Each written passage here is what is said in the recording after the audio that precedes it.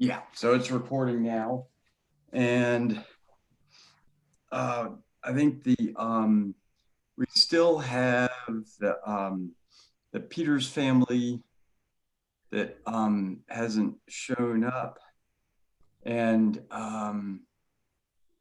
And my grandson Ario is at Boy Scout camp, so he's not here, but I am, and he'll listen to the recording. he'll listen to the recording. Okay, all right, thanks, Terry. Appreciate that. Yeah, and we'll send that out to everybody. So, where's the Boy Scout camp?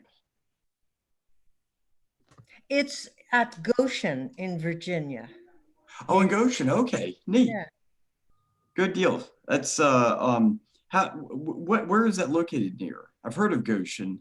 I'm in Portland, Oregon. I have no idea, Okay, all right. How's the heat now in Portland? and not bad. We had a terrible, terrible extreme heat incident. Yeah, yeah.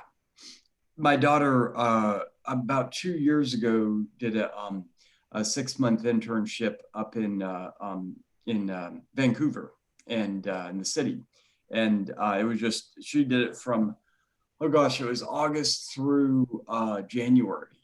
She did work for a design build firm, a landscape firm, and just absolutely loved that area. We went and visited, and we have friends in Portland, and we went through Portland, and it's just an absolutely amazing city. So, but we'll tell you what we'll do is we'll go ahead and get started. And again, with the recording, anybody else that is late or tunes in is not able to tune in, they'll be able to watch the recording. Um, and I don't know if you all had the chance to go over any more of the readings. If you haven't, no problem. It Some of them will probably make more sense after this lecture. I And must say, I'm sorry to interrupt, but we have not gotten any readings. I'm thrilled to know you have them. I've not gotten a thing. okay, over as an email, you haven't? Nothing, nothing. Okay. Well, I'm anybody on else in the that list, but I have situation, not gotten Megan? any readings. No, I got them. I have them. I just haven't had a chance to look at them yet, but I Okay. I, I I'll go got ahead them. yeah, Mark and Natalie, did you all receive readings? Yes. Okay. Terry, I'll make sure I'll send those out to you right after the Thank call, you. Thank and you. then make sure that you have those uh in hand. I mean, there's so many emails that go out, and it's that it looks innocuous. But I'll label it readings, so you'll I be all set. appreciate it. So I appreciate it. there's Sarah Lee, just to keep up with things, sends out multiple emails, some on the Zooms, and sometimes in the Zoom topic, the readings are in that. So you kind of have to dig through things to find it. So I can understand. That's why I always ask, is want to make sure that we're all on the same page and people are getting what they need. So, but what I was going to talk with you all about tonight is going into some of the landscape history of Montpelier and what we've discovered through archaeology over the past 20 years. And a lot of this, allows the site you're going to be working on, which is believe is an early 19th century blacksmith site. You all are going to actually be the first people to open up units on this site, which we're super excited about. And I'll show you where it is in a few minutes. But we've been working on a larger blacksmith site that is definitely dates to the 1820s, 30s, and 40s all this summer. And we just finished up on that this week with the expedition program that is here this week. It's a group of teachers through the Archaeology in the Community Foundation that brings teachers out to Montpelier every year for the past 7 years. And the blacksmith site we've been working on has a lot of evidence for think that it was mainly used for repairing tools. We've got a lot of clipped iron, which shows evidence that they're taking horseshoes and refashioning them into, say, for example, chisels. We found evidence for that. Taking hose, like flat large hose, and making smaller items out of them. So there seems to be, for internal production on the plantation, as opposed to the 18th century blacksmith site that I'll talk about in a minute, that during the PowerPoint, where we found, what we call bar iron, or like scraps of our iron would come in pigs that were rectangular in shape. And we found the ends of those clipped off on the 18th century blacksmith shop that's up by the house where the temple is today.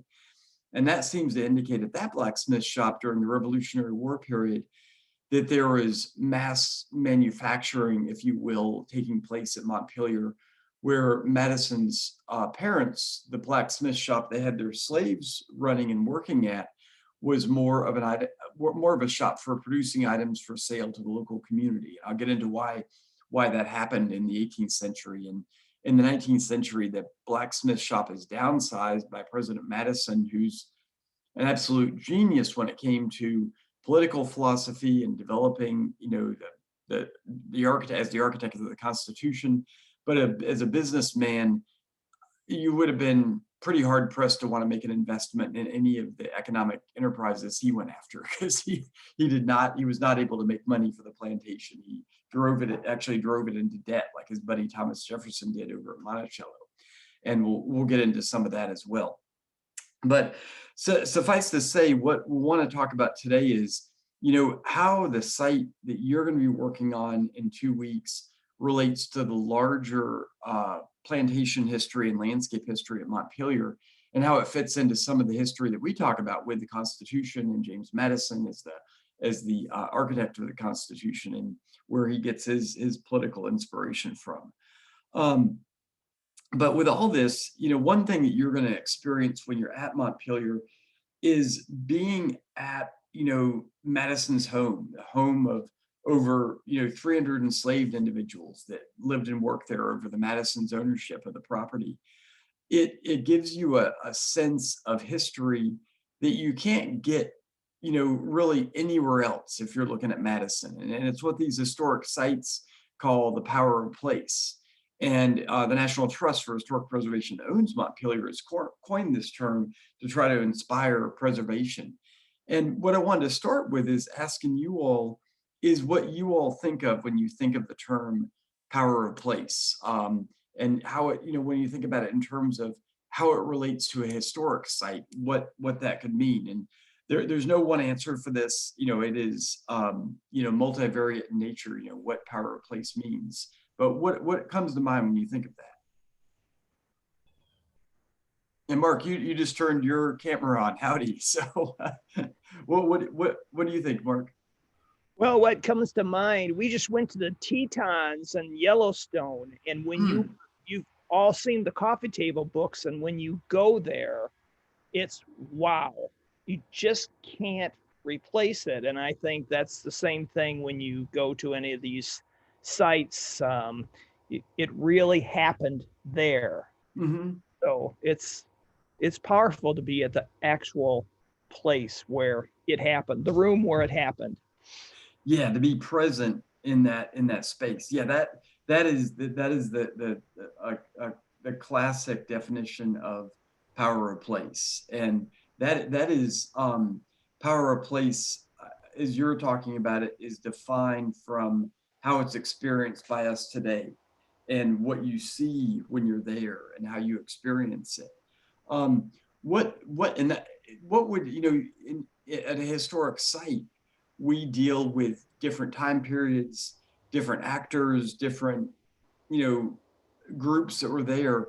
What might power of place mean for different people? Say Madison versus, one of the enslaved community in say 1820 versus like 1760. How might power of place be, defined in that situation?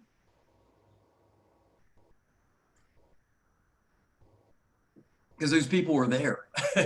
And that's the cool thing. We're studying sites that, people created. So we want to, understand who those people are. I know I can't speak for Ario, and you will all meet him on the 8th. He's 14. He attended Montpelier for a week 2 years ago. He's wanted to be an archaeologist for at least 5 years, and it really started with a visit to Montpelier and to the archaeology lab.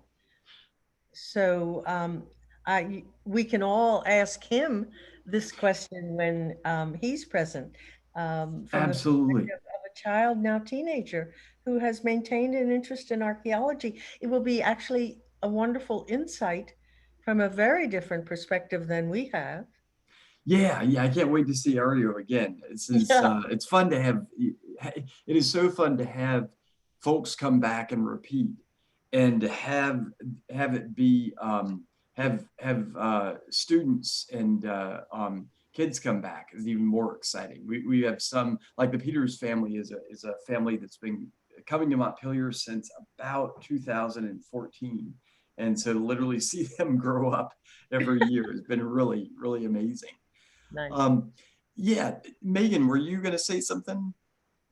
Yeah, I think I was just gonna say that, the power of place, as you all were saying, there's a perspective of being there and of all the different people who were there and how they saw it through their eyes differently, like you Mhm. said, Madison, the enslaved people. But there's also then just the symbol of that place to the outside world, and Mhm. how that view then can be changed. I mean, I think that's why I'm so interested in the project, or one reason is that we can contribute to how the outside world sees this place of Mhm. Montpelier and Madison's, you know, presidential estate. We're contributing to that and making it richer and more nuanced and more accurate, Yeah. in a lot of ways. So that's exciting. And that definitely adds to the power of place. I know exactly what you mean, Megan. I mean, the work that you all are going to be doing in 2 weeks at this site that we have never excavated on. We've done metal detector survey, we've done shovel test bits, but to actually open up units and begin to understand, the range of metal objects we're finding, how the slag is different that we're locating, even the its location at the bottom of a swale next to a stream. There's a whole history on that we're going to be able to explore through the archaeology. And by finding these sites, we actually make the power of place, it's literally making the power of place, because you're taking what is essentially a field today and has been seen as a field for, since visitors started coming to Montpelier, into a site that was a working farm where there was probably over, 50 enslaved Americans that were doing different production activities. And to actually take that and be able to discover that through archaeology and be able to think about it in your mind's eye, but then begin to transform it into built environment through like our log cabin programs, or folks like you can come for a week and learn how to build one of these buildings that was there on the property using the same tools that would have been used by the enslaved community. That brings a whole nother power of place to that space and begins to transform it. And they kind of touch back on what something you had mentioned, Megan, is the power of place can also relate to just even the symbol of Montpelier. For Madison, the power of place in seeing his main house, the main house with the neoclassical columns, the neoclassical garden temple to the north of it, that the power of place for him would have been how that represented, potentially, I'm making this up based on, reading and studying, but it potentially could have meant for him, representing his knowledge of neoclassical architecture, and then having the wealth and the ability to control labor to actually build that and place it on the landscape. And for the enslaved community, folks that build that, they would look at that and be like, that was 5 years of my life that was lost to Madison, who's owned my family. His family has owned my family for generations, and it's 1830, and he's starting to sell them off. So rather than a place of pride, it very well would have represented a place of pain. And so that's where, the power of place is absolutely in the eyes of the beholder. and trying to understand those different perspectives is what allows what we're trying to get at with archaeology, is trying to understand, what these spaces would have represented from different perspectives, from different, vantage points, depending on what side of that line you're on, whether you're a property or a property owner. And this is, of course, property is human beings, and what was protected by the Constitution as property rights. I mean, you think about that. You think about what a big deal was made out of property rights until you realize it's tied to the Fugitive Slave Clause that then became the Fugitive Slave Act, where when you cross the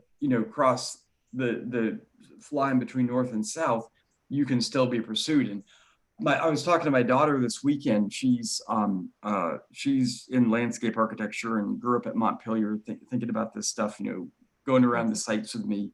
And she, was talking to her about property and the same thing with property rights. She's like, Dad, she grew up in Orange.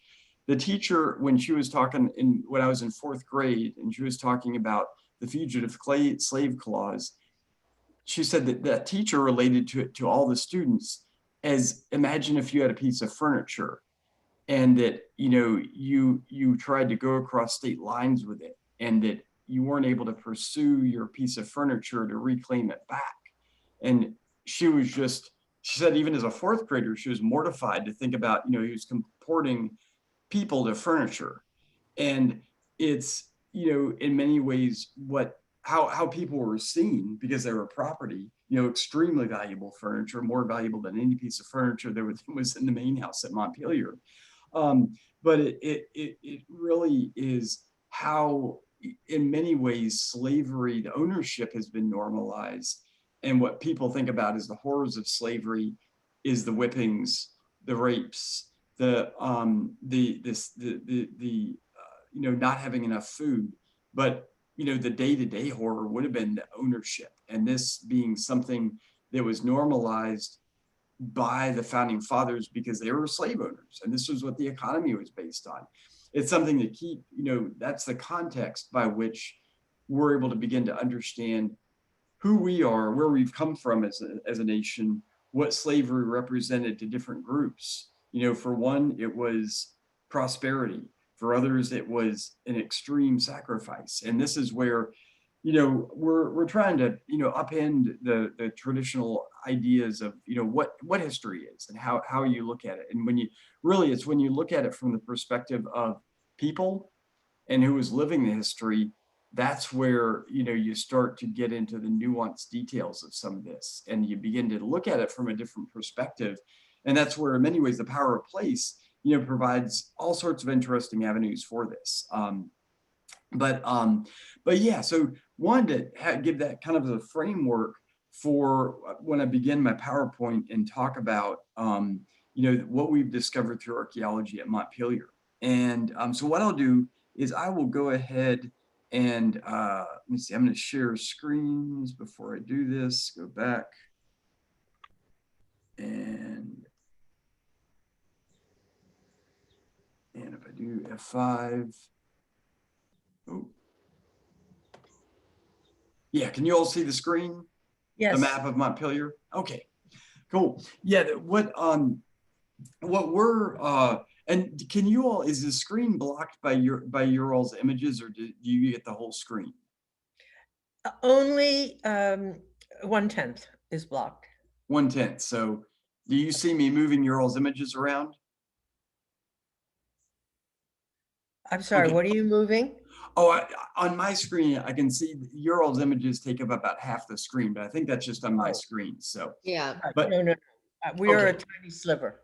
All right, that's great. Yeah. Well, I'm going to begin the PowerPoint right now, and if you all have questions, don't feel free to to interrupt. I've got you all can leave your mics on, and the one thing we love to do is engage in conversation with everything that we do with describing the landscape and the tours that we're going to be offering.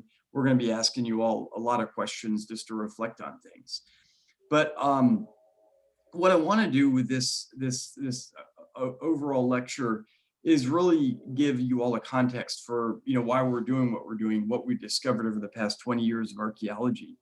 And for, like I mentioned, when you think about Montpelier, what you often think about is the main house. You know, that's what visitors, when they come, they expect to see. And what we've got at Montpelier is over 2,700 acres that were, you know, makes up the history of Madison, who he was. But the majority of the folks that were on this landscape were members of the enslaved community.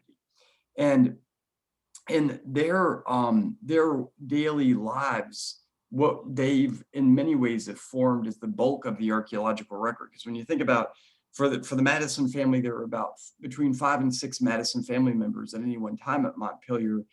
At the same time, there are over 120 enslaved individuals. So you think of the number of sites that are going to be generated by the two populations, white and black, free and enslaved.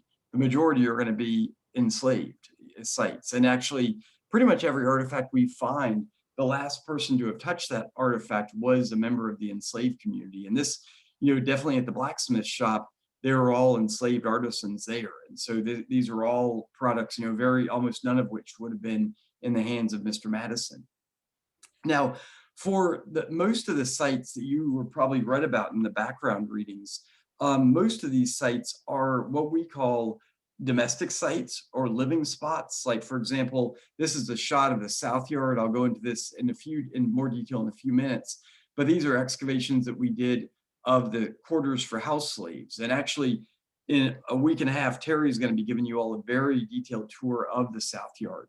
But what we've done with the archaeology, for the most part, has been excavating these living spots, everything from the South Yard that we've reconstructed based on the archaeology to the quarters for field slaves, which is just below the visitor center. You can see the visitor center up here. And forgot to ask, how many of y'all have been to Montpelier before?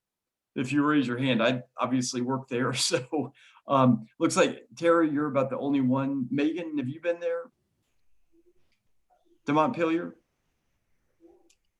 No. You haven't? Okay. No. All right. And Natalie, you could just give a thumbs up if you've been to Montpelier before. I've been there before. You have been there before. School. Okay. Yes, sir. Well, so for those of y'all that have been here, the visitor center on this shot is just at the top of the screen. This is this field I was talking about that contains the home farm, the main farm complex we're working on right now. But at this site, we discovered evidence for the housing, and we've actually reconstructed some of the field quarter housing with the log cabin programs that we run. And really what dominates these sites are, you know, animal bones, ceramics, glass, everything that you find at a site where people have been living in the 18th and early 19th century. But most of the sites we found at Montpelier through metal detector survey, what they are more the sites of labor, you know, everything from storage sheds to granaries to stables. At these sites, you get very little in the way of the ceramics, the bone, and the glass that makes a lot of these domestic sites so easy to find. Blacksmith shop is an exception because the area is just loaded with metal items and slag, which makes it a lot of fun to excavate. You're going to be finding a lot of things this coming week. But so many of these sites, they're really the sites where enslaved Americans spent most of their time, but they are the most difficult and very ephemeral sites that are difficult to locate. And what we want to do with these sites is actually bring them back to the landscape. And this is everything from buildings to the actual fields and sites in the fields where crops were processed. And why do you think we'd want to, you know, have these sites be visible and present to interpret to the public? What would we get out of having these? It just really shows the complexity of life and the completeness of life. I mean, there's so much of what the slaves did. Yeah, and what you're saying, Terry, is that is a major motivation. Is part of our whole truth history, but also full scale restoration is to restore all the activities that took place. You know, not just the living spots that are so important, but also the work sites. And I mean, in so many ways, you know, you can more easily talk about Madison's work life through his political life and the Constitution. But when you start to look at slaves' work life, you know, there's some that, you know, work life that's in the house that you can talk about that for domestic slaves. But then for those that are out in the fields, that's where, you know, these sites literally witness the labor of enslaved individuals. And one thing that we have a lack of is documentary records on these sites. Unfortunately, in the 1850s, after the Madison family sold Montpelier, when Dolly sold Montpelier, her son by her first marriage, this was John Payne Todd, the wayward stepson. He ended up his life as a drunkard and a gambler, and you just get Montpelier even more into debt than it already was. He collected all the family papers from the plantation at his house in Gordonsville, which is just to the south of Montpelier. And after he died in 1854, all of Madison's nieces and nephews visited Toddsworth, where John Payne Todd was living. This is after Montpelier was sold. And they literally found 2 rooms full of documents. And they took all those documents, decided there was way too much scandal in these documents related to slavery at Montpelier, brought them out to the back lawn and put a match to them. And so with this burning of all these documents, we lost slave lists, we lost plats of the property showing where fields are, all the things. When you visit Monticello, Jefferson's, in his directives, he saved for posterity. And so what we're left with is the physical record of the archaeology that fortunately at Montpelier is incredibly well preserved. And part of this gets into some of the history. We've got, you know, part is the land ownership. We've got over 2,700 acres at Montpelier. And the period where most of these sites are formed is during the Madison years, from the 1720s up until 1844. This is when you have over 100 enslaved individuals living and working at Montpelier. When Dolly sells the property, what happens is almost all these sites are abandoned. And there's one exception to this, which is the Civil War, and I'll get into that in a second. But for the next 200 years, what you have is Montpelier goes into decline with only about 25 laborers being there. Fields are abandoned and returned to woods. And then when the DuPonts buy the property in the 20th century, they don't run Montpelier as a farm, they run it as a country estate. And so all up until 1984, pretty much there's a very small area that was actively developed by the DuPont family. And ironically, it's the trust ownership where the trust looks to do timbering at Montpelier to make money to actually even be able to open the house. And so this is where Montpelier, unfortunately, there's some of the greatest damage that happens is during trust ownership to the landscape. And then when you all are here, we'll talk a little bit more about that with some of the sites we've got that we'll take you on in terms of tours. So when you look at Montpelier, this is a map, a Google map of Montpelier with the property outlined in white, which is owned by the National Trust for Historic Preservation. The visitor core that most people see is just this area in the middle here. This is where in this tiny map, I'll promise I'll show you a bigger version of this. It's where the main house is here, the visitor center is here, and most visitors just experience this part, although some also do go to the Gilmore cabin, like you all will as well, in addition to the Civil War encampments. And when you look at what was owned by the Madisons in the early 19th century, the area in yellow is what made up the Montpelier plantation. Some of these areas to the north that aren't in yellow and a little bit to the south were owned by the Newman family, which is an adjacent plantation owner, and then the Smith family to the north. And these sites today are part of Montpelier because when the DuPonts bought Montpelier in 1901, they started adding property as it came available all into the 1920s and amassed over 5,000 acres. And then when Miss Scott, the daughter of William and Annie Zen DuPont, gave it to Montpelier, or to the National Trust for Historic Preservation, she had given away some of the other land to former husbands and to workers, and this is what was left of the plantation. And I'll get into more of that in a second. But for this property, we've got about 1,800 acres of woods.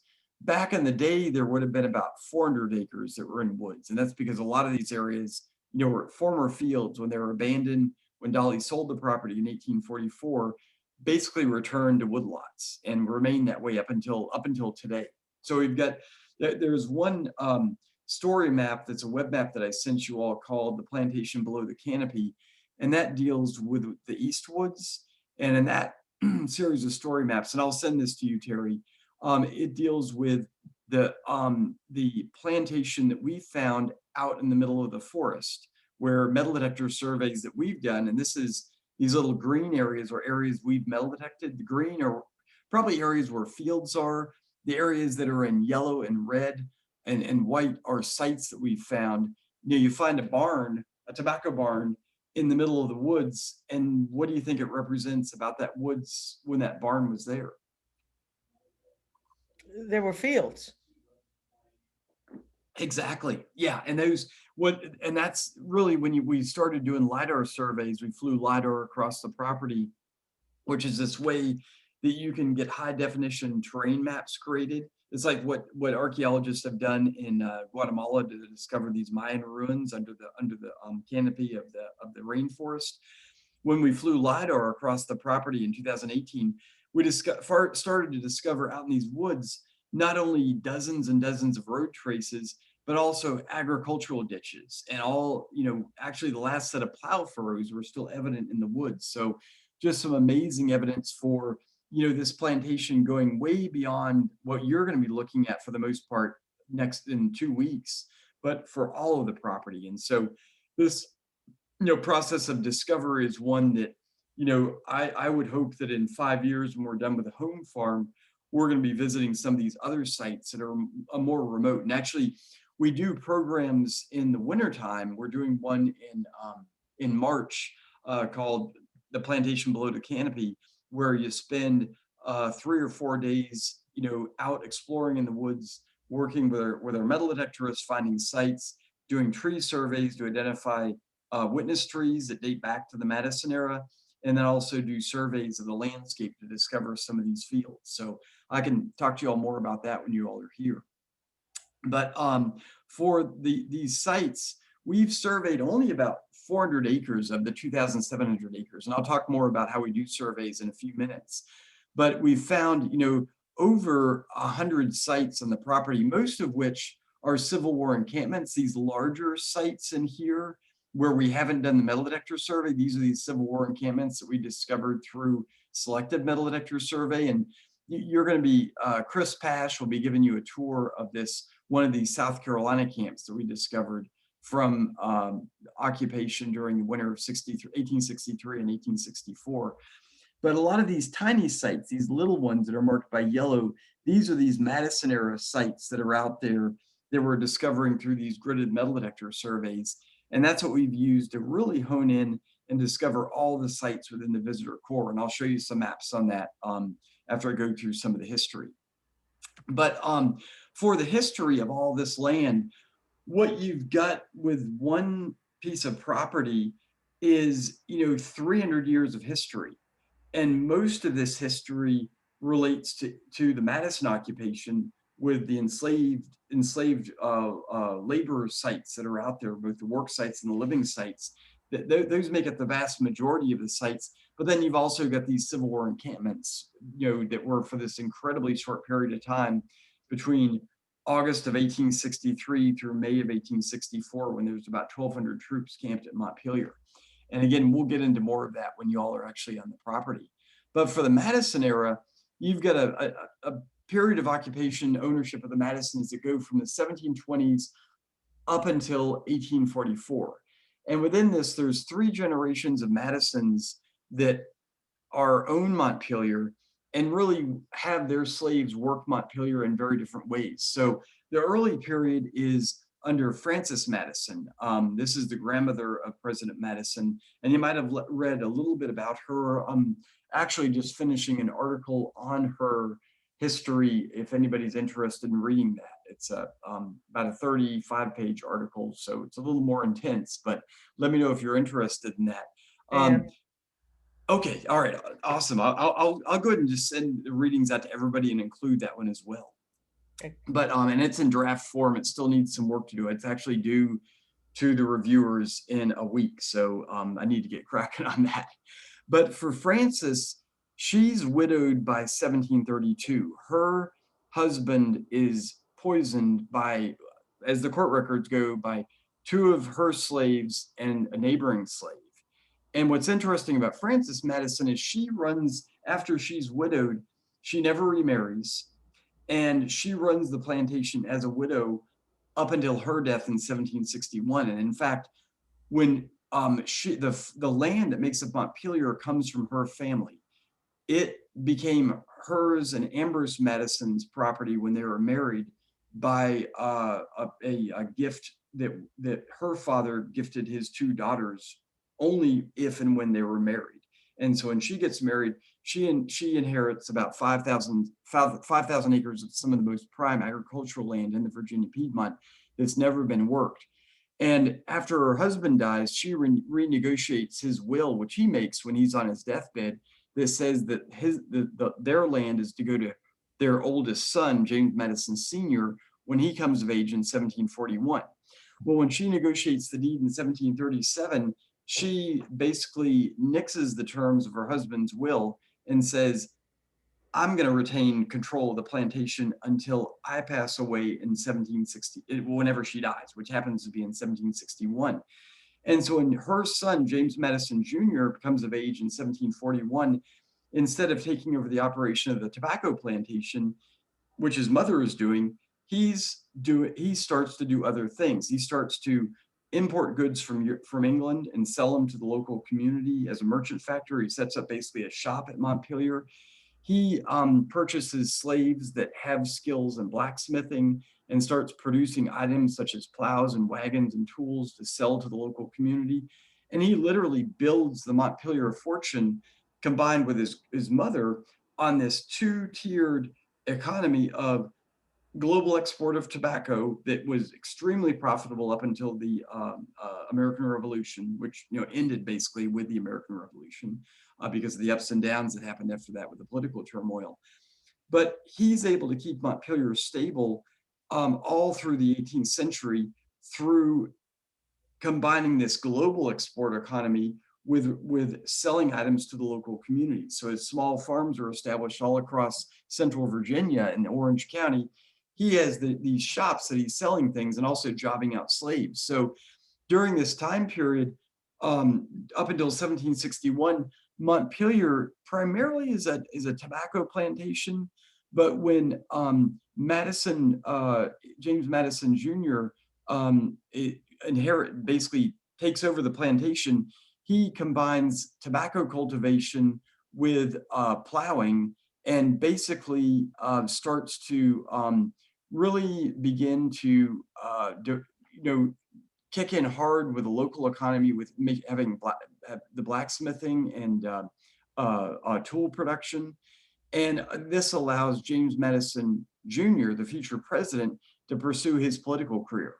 And for years, we thought that James Madison Jr., where he was born and where his family home was out at Mount Pleasant, where the grandmother was. Well, as it turns out, when I first started at Montpelier in 2000, we were looking for the childhood home, the grandmother's home, because it was going to be the 250th birthday of James Madison in 2001. So for that, we wanted to celebrate this by finding Madison's boyhood home. We thought we found it. We labeled it as Mount Pleasant as the boyhood home of James Madison until about 6 years ago, when we discovered up at the main house. This is an illustration, a CAD illustration of the main house as it was built by 1765. But this little building that's over here that we excavated about 6 years ago, it turns out that was the original building up at what we call Montpelier today. This building was arranged to be built by James Madison's parents in the early 1750s when they're first married. So this would have been Madison's childhood home. And we're thinking that when James Madison Sr. marries Nellie Conway Madison in 1749, Nellie Conway Madison, she's family to the Taylors, and she might have been like, I'm not moving into Mount Pleasant where your mother is living. I'm not coming on the plantation until you've got a separate house built for me. And literally, James Madison is born at Nellie Conway Madison's childhood home, and they don't move there until about a year later in 1752, after this house is complete. So what Madison grows up in is this smaller building from the 1750s all the way up until 1765. And the main house the main portion of the main house that Sarah Lee will take you on a tour on Monday, that isn't built and even begun to be built until after Frances Madison passes away. So basically, Frances, the grandmother, keeps the family seat out at Mount Pleasant, and this brick main house doesn't begin to be built until she passes away. And then that's when the mantle is passed to James Madison Sr. and his wife Nellie Conway Madison to build the beginnings, the nexus of the brick mansion that today we know as Montpelier. So all kinds of history here that isn't in the history books, it isn't in the documents, but when you start looking at the archaeological record combined with the few documents we have, we're starting to piece all this together. And this is huge for understanding, Madison's early childhood history. I mean, he basically grew up in a matriarchy, a matriarchal focused plantation, which was very different than the standard patriarchy of the time. And so you think about where Madison starts to get his ideas about, different ways of having, these different economies, the basically different cultures that made up the colonies and the states of the time, how to bring them under a single fold. He's already experiencing this as a child with, these different ways of running the plantation under a single umbrella of, what was Montpelier. So this history is one that we're, able to learn a lot about from the archaeology. And during this time period from the 1750s up until 1795, what we know from some of the surveys we've done on the property is that James Madison Sr. begins to have, he and his wife's slaves, Nellie Conway Madison, their slaves begin to practice plow-based agriculture. So you go from the horticulture, which is tobacco planting, to more of the plow-based agriculture, which is planting grains. And this, producing grains in the 1770s and 1780s, this is how fortunes were made at a lot of plantations, because Europe was begging for grain imports with all the wars that were going on in Europe and the disruption of the agriculture. So he was able to capitalize on this very early from the blacksmith operations. And so this thriving plantation continues up until about 1795, when James Madison Jr., the future president, takes over the operation of the plantation when his father becomes ill. And what he starts to try to practice is more scientific farming. He's very much, an idealist when it comes, and a purist when it comes to, his political philosophy. And he tries to apply the same thing to, a pretty unforgiving agricultural economy at the time period. And basically, through up until the presidency, he's trying to set up this model scientific farm. And during this time, when he and Dolly are married, this is when they arranged to have the duplex addition added onto the main house, and then also add the portico to the front. And you go from this balanced 18th century landscape to this kind of a hot mess in the 1790s, where you get these buildings that are out of balance, in terms of the symmetry with the main house with this addition. And it's only in the 18 teens, when James and Dolly Madison add the wings on the house, that we begin to see what they're up to. They want to create this massive changed landscape where they plant this pine alley, the grove over here, have this connecting fence. And this is the landscape that we're restoring today from the 18 teens. And what's going on agriculturally during this time period is that in the 1820s and 30s, the Madisons essentially stopped making money off of agriculture. And what else is going on in the country in terms of agriculture? What's beginning to be developed with the cotton gin in the Deep South? Like, what's the major crop, export crop of the 1820s and 30s in the US? Cotton, of course. Yeah, it's cotton. And that's what builds the gross domestic product. It puts the US on the global scale in terms of its gross domestic product. And what Madison and others write about during this time period is what these Virginia plantations turn into is basically breeding plantations. Because remember, 1808 is when the slave trade from Africa across the Atlantic ends. That's when it's ended by the Constitution. And after that, you've got this explosion of cotton plantations that are developed in the Deep South that need slaves. So these old Virginia and Maryland plantations become the source. And this is where you all have read about, I'm sure, the transcontinental slave trade, where slaves in this area are traded through Richmond, then down to New Orleans, and they're sold throughout the Deep South, Mississippi, Alabama, Georgia, into Arkansas, all through that area. And so what the Madisons begin to do in the 1820s, you can see this in the population trees, is they basically begin encouraging slaves to basically have households and begin to make as many babies as they can in anticipation of acquiring loans against those slaves as collateral. And then also, this is what ends up when Dolly sells the plantation. What she's selling isn't, a bunch of rundown buildings and a house that is basically falling apart by the 1840s. She's selling the people that are on Montpelier. And so when Madison dies in 1836, what Dolly Madison does is she moves back to Washington, D.C. And then by 1848, she realizes how in debt the plantation is and begins selling off all of the slaves at Montpelier. And by 1848, not only is the plantation sold, but all the slaves are sold as well. And the next owner, what they begin to do is they take down all these rundown buildings, these smokehouses, kitchens, duplex slave quarters, and all the area that we're working on this coming week. And basically it never gets touched again. And what happens in the 1840s is the old farm operation. If you look at the map right here, here's the main house right here. Where we're working is this area down in here. This was where the main farm complex was during the Madison era. By 1850, the new farm complex is to the north, where the archaeology lab is today and where all the barns are today. So all this area becomes the new farm complex. All this area is completely abandoned. And through the 19th century into the 20th century, this area basically is not touched at all. Because even during the Civil War, when you have troop occupation, all this area, there are no buildings left in this area for troops to occupy. And this is where you have the summer camps that are occupied in August through November of 1863. And then the northern camps that are the South Carolinian camps of January through May of 1864.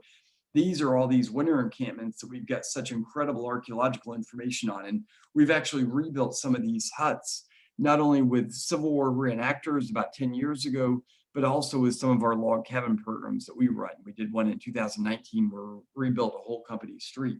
And you'll all be going on a tour of those sites as well with Chris, and he'll get into some of the details on that. But the period that really changes Montpelier is, in the late 19th century, the end of the Civil War. This is when slavery is ended. And there are some former slaves that stay at Montpelier and create homesteads. And the Gilmore family is one of these families that actually buy land from their former enslavers to build the cabin that we've restored today to its 1870s appearance. And Mary will be giving you all a tour of this site when you all visit in 2 weeks. So I won't get into some of the details on that. Otherwise, we'll be here until like about 9 o'clock tonight. So, but for the period that really affects Montpelier, the DuPont period, this is when the house changes from this, for the time period, it was a main house, it was a mansion, but it goes from about 30 rooms to over 60 rooms with the DuPont ownership. They make these massive additions. They add a second floor to these one-story additions that the Madisons arranged to build. But in the back, this is where the main changes happen. You go from this building with the main block of these one-story wings to this massive complex, and the back porch looks like it gets sucked into the building with all these additions that come off the back. And so during the DuPont period, DuPonts don't need to, make money off the property by doing agriculture and cutting trees. They use it as a country estate. So all during this time period, what was developed was the new farm complex of the 1850s, which means that the old Madison farm complex is left completely alone. And we just get incredible preservation across the property. And this is a time period where you get mechanized plowing that's developed with tractors. So all of a sudden you can take a worn out field and plow it at another 6 inches of depth and be able to grow fantastic crops. Well, the DuPonts don't do any of this. And this means that so many of the Madison era sites are left unplowed. And the site you're going to be working on in 2 weeks is one of these unplowed sites, which just makes for just absolute spectacular archaeology. So with the trust ownership and the creation of the Montpelier Foundation in 2001, this is when we begin to restore the Montpelier back to the Madison period. So 2002, the Mellon family gives us a gift of $25 million to restore the main house. We begin to carefully remove all these additions. And by 2006, we've got the main house back to how it appears today, how it appeared in the 1820s. And what we began to do after we did a lot of the archaeology inside the house, in the cellars and under the portico, is we begin to do the archaeology in the front, where we discovered through documentary records there was a different entrance. There was a gate and a driveway complex that was basically covered over in the 1840s when the house was stuccoed. And so what we discovered is evidence for these fence posts in the form of post holes. So this is a view inside one of these post holes right here, where this is the hole that was dug by a member of the enslaved community. And then this area marked A is this post that the slaves charred the outside of the wood to harden it from insect infestation and then put it in the ground. And the remains of this charred post form this perfect square that we're able to measure and identify to be able to reconstruct the fence. And then what we also discovered is the last set of wagon ruts that were on this carriage road out in front of the house. And so we're able to figure out where this carriage road went and then actually restore this space back to how it appeared in the 1820s. So this is what you see today, but it's based on the archaeology. And we've taken this same concept of using the physical evidence. So this is what we did with the restoration, is we didn't have plans that showed what the main house looked like in terms of the exterior or the interior. It was the physical evidence that we used in the restoration, the slow taking apart of all these DuPont additions, finding original fabric and putting it back in place like a big jigsaw puzzle. That's how we restored the main house. And we use the same concept with the archaeology to use the physical evidence to be able to restore the 1820s landscape back. And so with the front work on the archaeology, what we're able to do is not only figure out what the fence looked like, but also figure out the layout of the grounds. And this is this fence that runs from the Boxwood Grotto all the way over to the temple. And this fence began to define the formal grounds for the main house. What we figured out is it extends, not only do you have the fence that extends around the yard, but also you've got these plantings that basically direct the eye to the main house when you're coming up the main driveway. And this is the area we discovered these fantastically well-preserved 18th century remains from the parents' iteration of the main house during the Revolutionary War, where you have these buildings out front. And Sarah Lee will give you more information of that actually on the site when you all are here in a week. But what we discovered about this 19th century landscape is this fence defined this formal area that was basically the entertainment grounds that the Madisons used to entertain visitors when they visited Montpelier in the beginning of the 1820s. And what we found outside of this ground was this massive trash deposit that we call Dolly's Midden. This is all the dining room trash that has, Parisian porcelains and our favorite ceramic, at least mine, which is this transfer printed bamboo and peony, which really is this quintessential ceramic because it is everywhere. They must have had a set of over 300 or 400 pieces of this. And when these pieces broke, in some cases, they ended up in the farm complex, because you imagine if, the inventory happened 2 days ago and you break a platter, you want to get rid of the evidence, kind of like in Shawshank Redemption style, where maybe you put some of the sherds down your petticoat, and then when you visit your uncle out at the field quarter, you drop it off with him. So, it shows the interconnectedness of the enslaved community is really witnessed by the presence of these especially the bamboo and peony all across the plantation. We've even found the bamboo and peony out at the blacksmith shop, which makes no sense at all until you think about, how, this enslaved community would have been working as a community. There would have been Disputes occur, of course, between slaves, but probably they went more along family and household lines than field versus house slaves. There's this interconnection that's happening that's more complex than you think about, from the standard trope of plantation literature. So some of the other sites that you'll be seeing is the large level back lawn. That and the formal garden were all terraced during this 18 teens period. So just massive landscaping occurring across the plantation during this time. And then the center of all this is what we call the South Yard, which is the quarters for house slaves. And this is where, we focused so much of our energy over the past decade. And again, Terry's going to be bringing you on a tour of this, but the thumbnail sketch, it's based on an insurance plat that we found in 2001 during the restoration. And we did archaeology over a 10-year period where we discovered not only were we able to find the remains of the buildings that are shown in this insurance plat, but they're preserved well enough that we could actually use this physical evidence to reconstruct these spaces. And so, when Megan, when you visited Montpelier, and Terry, you said you've been at Montpelier as well. When did you all visit Montpelier?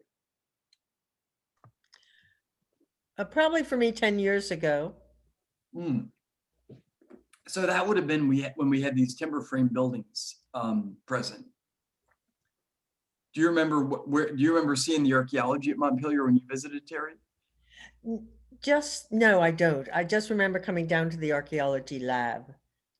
Okay, we built the lab in 2008. So if you visited between 2008 and 2011, these buildings would have been there. But we built these buildings in 2011 to represent these buildings that we found through archaeology in the South Yard. And kind of the dream was, and this is at the bequest of the descendant community, that we represent their ancestors' homes in a more successful way, which we did through the timber framing. And kind of the fantasy is that one day some visitor would look at these and be like, why do you have such bizarre looking buildings representing the slave quarters? Why don't you rebuild them? And we'd start talking about how restoration grade architecture is $500 a square foot, because to get a beam, an oak beam that's 10 by 8, you can't go to Lowe's. You got to go out into the woods and cut that down. And then the archaeology is twice that cost because of just how many humans it takes to do the work and uncover all these areas in 5-foot squares. And finally, the person would be like, hush up, how many zeros on the check? Well, that's what David Rubenstein did when he visited in 2013, is he gave us $10 million to complete the furnishing of the main house, which actually worked out well because antiques were at an all-time low at that time period. And then we were able to take that money to not only do the archaeology of the South Yard, where we discovered everything from the smokehouses to Madison's original childhood home, which we thought was a kitchen at one time, and the north dwelling over here. And we're able to reconstruct all this. And I need to update this shot because we've got the Madison's childhood home that we just finished up last year. But what we're able to do with the extra money on this is working with the descendant community. We actually worked with the descendant community on the archaeology digs in the South Yard. And this is actually a shot of one of the weeks we did with the descendants. And what descendants asked is, they said, when we rebuild our ancestors' homes, we would like to have these spaces be treated with the same degree of sanctity as the main house is. And so what we decided to do is we worked with the descendant community on creating an exhibit called the Mere Distinction of Color, which you'll see when you're here. We're gonna have it open for you all. That looks at the intersection between slavery, race, and the Constitution, but then puts it from the perspective of a member of the enslaved community by using the voices of descendants to tell a lot of these stories. And this is where, at the behest of descendants, we've started to engage in a lot of dialogue with visitors. Because, when you talk about this, for a lot of visitors, this is a huge shock to learn that the founding father first owned slaves, and that second, the founding document of our country was designed to protect the economy, and the economy of the time period was based on slavery. Almost 98% of the economy was slavery at the time. That's what made America the global power by the Civil War, and why the Civil War became such a big deal all across the globe. And put this in the perspective of, the descendants. And so the exhibit that we put together on this does this, and it's something we're still working with and developing. And these expedition programs provide a way to have dialogue about this, and really looking forward to the conversations we're going to have about a lot of this. But one of the things the descendants asked us to do is get beyond, the main house and look where most of their ancestors were working and enslaved, which is this massive farm complex we discovered when we did the construction of the visitor center back in 2002. And what we discovered when we built the visitor center is originally the visitor center was going to be built further out in this field with the parking lots in this area. And when we started doing surveys, what we've started doing is finding all kinds of sites. And about 6 years ago, when we did more intensive surveys in this area, we were able to discover that these sites were this major farm complex. And this led us to build the visitor center in an area that was already disturbed by the DuPonts, by a swimming pool and tennis court. And actually what turns out to be the livestock yards for the Madison period. So there weren't a lot of sites in this area where we built the visitor center. But all this area is just loaded with sites. And this is the area we're going to be doing work on. And most of these sites, the ones we found early on were these domestic sites, where the slave quarters are, these slave quarters here. We discovered these during the visitor center surveys because there's all these artifacts. We also discovered the blacksmith site and the overseer site at this time, but a lot of these other sites, and especially the one that you all are going to be working on way down here below this picture, these are sites we only discovered through metal detector survey. And when you think about a metal detector survey and looking at an area where you've got abandoned buildings, what do you think is going to be the artifact that gets picked up by, a metal detectorist? Sorry, what was the question again? Yeah, if you're looking at say, for a tobacco barn, and it was abandoned in place and allowed just to fall down or even taken apart, what metal object would you think would be the most common object that you would find that would identify where that building is? You'd be able to find with a metal detector. Nails?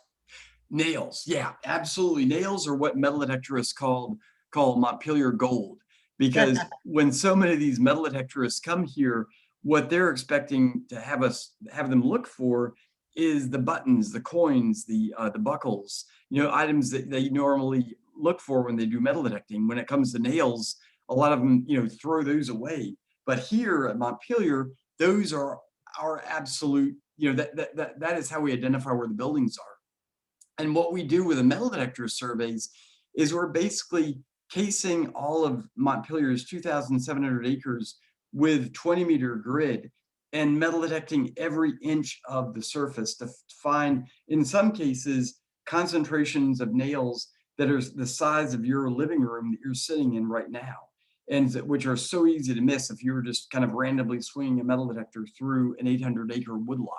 So with these metal detector surveys, what we do is each one of these little squares is a 20-meter by 20-meter grid, which is about 1/10 of an acre. And what we do is we sweep each of these grids. When we locate a hit, we sample a small portion to make sure we're not dealing with like a 20th century trash dump, that it is actually historic nails, and then do a hit count within each of these 10 squares, within each of these 20-meter squares, that allow us to produce a heat map showing where the major concentrations of artifacts are, or where these sites are located.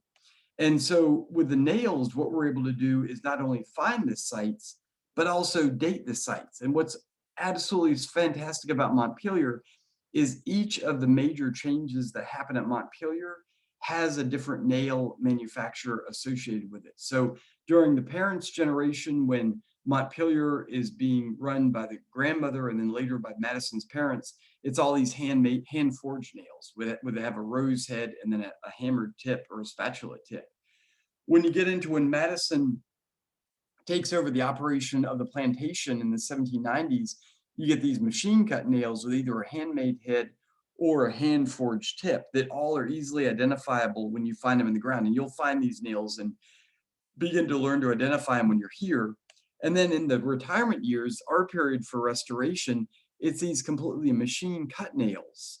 And in the late retirement years, but moreover the post-Madison years, you get into these machine face pinch nails that are slightly different than these earlier machine side pinch nails. And during the restoration, we use these nail types to identify when we had a piece of trim that we didn't know what the date was. We could simply pull the trim, look at the nails, and understand whether it was post-Madison or it was Madison. If we discovered Madison nails, we put the trim right back up where it was found. But for the post-Madison stuff, we removed that. So what we learned in the restoration, not only with nails, but also with masonry as well, has been a huge aid to us in interpreting the landscape and understanding, the architectural artifact collection is the prime way for us to be able to identify these sites. So for the farm complex, we've used these 20-meter surveys, and actually for the entire, visitor core, to identify all the sites that are in these areas. And when you look at this area right here, which is, between the visitor center and the Madison Family Cemetery, you get this major concentration of items here. And when you do a blow up of this, what you can see is you get all these sites that are defined. And with the nail types, we know the earliest one is Mount Pleasant. Some of the little bit later ones are this tobacco barn that turns into a threshing barn later on, and I'll get into that in just 1 second. But all the rest of these are these retirement era structures, including the blacksmith shop and then also the farrier site down in this area. And with this, we're able to find the sites, but what we want to do is find the buildings. And so what we do is when we find these sites, what we do is we go from a 20-meter grid that you can see over here, how big that is. We lay out a 10-foot grid and basically, make our resolution even finer for seeing where these artifact concentrations are. So if you look at this overall map right here, here's where the sites are. And when we do the 10-foot survey, all of a sudden you can begin to see where these buildings are popping up within this area. So like, for example, the tobacco barn, it was really hard to understand where that barn was. But when we did the 10-foot survey, this area right here popped up. It turns out when we did the metal detector survey here and then started to open up units, what we began to find is not only evidence of nails with a 10-foot survey, but also threshing teeth, which we had no idea what they were. We thought they might have been part of plow parts, these pieces right here, until we did the archaeology and we realized that these were part of a threshing machine. And then when we did the excavations in this area, when we excavated where the metal detector concentration was, what we started to uncover are these burned trenches that we finally figured out were part of a tobacco barn that was basically for smoke curing tobacco. And this barn would have looked something like this, a 3-bay building. And then later on in the 18 teens, Madison had a threshing machine installed in the middle of this barn, and it goes from a tobacco barn to a threshing barn. And when Terry gives you a tour of the home farm, he'll get into more of this site because it's right on the visitor path. It's such an amazing way to talk about the transition from tobacco to wheat during this period. But we've used these 10-foot surveys to really begin to understand all this area. And so when you look at some of the 10-foot surveys we've done more recently, I'll flip to, let's see, this guy right here. Oh, Zoom is gonna try to take over the screen here. Yeah, when you look at this map right here, what you can see is this is a map of the visitor center. Here's the visitor center right here.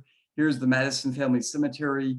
This is this blacksmith shop that we've excavated all this season. And you can see it's a relatively large site. These are all, when you look at the number of artifacts that are out here, you're talking, these are over 100 artifacts in these red squares. And this is where all these tiny squares are where we've opened up 5x5 excavation units. So we're just finishing up the excavation here, and where we're going to be excavating with you all is down in this area. This is where the field safe quarters are that we excavated about 10 years ago. Down here, this is what we call the farrier site. that is this earlier blacksmith site that we're going to be opening up these 7 or 8 units, beginning with the week that you all are here to understand what's in this area. And what's kind of exciting about this site is, like I said, we have never done excavations at this site. So you all are going to be the first people to actually be working in 5x5 units in this location. And when you look at, what some of these units look like, this, the Overseers site, what we finished up last year, this is what we've got laid out at this blacksmith site that we've been working on.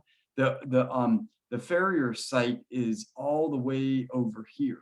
So this shot right here is what we did in 2020 during the phase 2 excavations at the Overseers after we did the metal detector survey and the shovel test pits.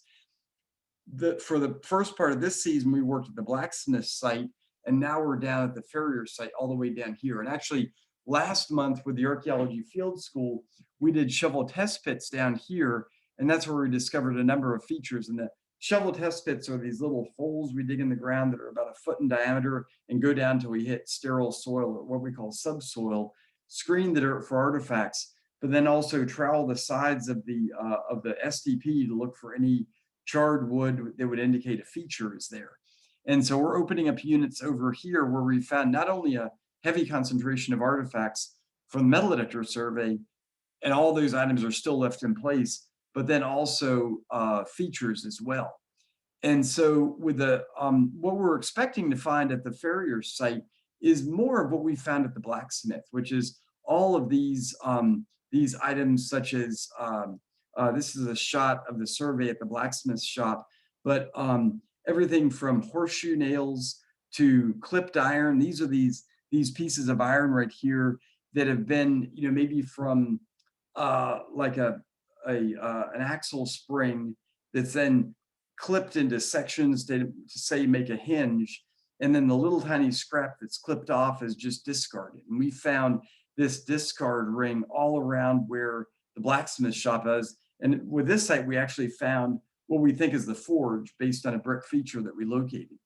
So with all this, what you're going to be involved in is excavating in these 5 foot by 5 foot units, doing screening for artifacts, and learning, how we do all the stratigraphic excavation. So what I wanted to have you all get out of the, and this is this unit where we found the brick footer for the building that we believe is the forge up at the blacksmith shop. We discovered this back in May and have been doing more surveys and excavations since that time with the field school. But what I wanted to have you all get a sense of with this lecture is, not only what's involved with some of the survey of the property, and what I'll do is I'll go ahead and stop sharing now, and we'll go back to the screen, is have you all get a sense of, some of the history of Montpelier, some of the larger landscape studies that we've done, but then how we do these surveys to locate these sites. And you all be getting into some hands-on, work with understanding all this when you're here in 2 weeks. So that's kind of the thumbnail sketch of Montpelier history, and you'll get a much more expanded and on the ground version of this when you come and visit. But this is kind of just to whet your appetite.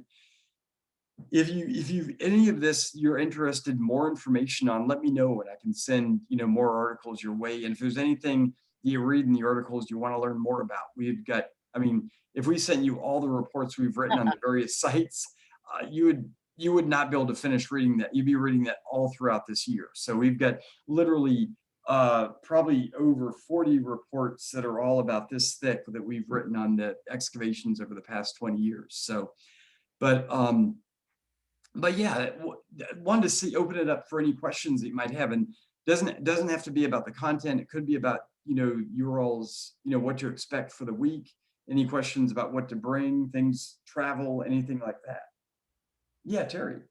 I have gotten nothing. I don't know a schedule. I don't know if you provide gloves or knee pads.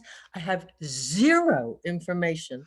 I'm gonna find the email and I'll send that to you, Terry. That's going to include there's a document called What to Bring at Montpelier. Excellent. And Mark and Megan and Natalie, did you all get the What to Bring at Montpelier?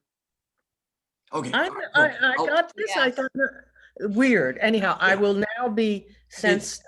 It'll it- help because I'm coming. It's called the ether of the internet and things disappear. So I'll send it to you. And Terry, please, yeah, just reply to me and say you got it. So we know, yeah, because I want to, these are documents that we've worked on over the past decade and are Super. incredibly I knew important. you So would have thanks for stuff. I've saying. just not gotten anything. I'll send that to you immediately after we get off the call. So, and that'll have what to bring, the background on all the staff you'll be working with, Oh, the readings, I all, and believe then you. also where to meet, how to get to Arlington House, where we're going to have dinner on Sunday night. And we're staying there. And you're staying at Arlington. Yeah. Awesome. Okay. So, yeah, let me, so are you staying at the Constitution Village or at Arlington House? Arlington House. At Arlington House. Okay. And this is you and your grandson are staying there. Right. Okay. I will, and so has everyone gotten an invoice for final payment? Oh, that you got, that I got. Oh, okay. Yeah. Yes, yes. Typical, yeah. that's, but you don't get No that. information, but I paid. Okay, cool. I will make sure you get the rest. Sorry about that, Terry. We'll, sometimes these things slip through the cracks, and that's why I love having these Zoom calls before, is that then we can catch these things, and it's very helpful. So cool. Does any other questions you all might have? No, it's very interesting. Thanks for doing this. And I'm really, I'm excited that we're the first, people to start combing through this. This is going to be really fun. Yeah. Yeah, it's pretty unusual to be the first folks on a site digging. It's really cool. So it's I'm looking forward to it too, because I can't wait to see what's at that site. So Well, this was great. very, very interesting. I really enjoyed it. It was a great overview. Seeing the PowerPoint was just great. All right, well, thanks, Terry. What I'll do is I'll right as soon as we get off the line, I'm going to send you the email that has all the information, Terry. And then what I'll also do is once the YouTube recording is done, I'll send the link out for that, and also include a couple of the other readings I was talking about, and that'll go out to everybody. So cool. Well, safe travels, you all. I'm gonna be for those of you all on the West Coast, I'm heading your way on Thursday, and I'll be back on Sunday to see you all at Arlington House for dinner. And looking forward to meeting all of you all in person. Thank you. Yes, right. we are too. Have a safe travels to you. All right, thanks everybody. Have fun. Bye. Yeah. Okay, bye. Bye.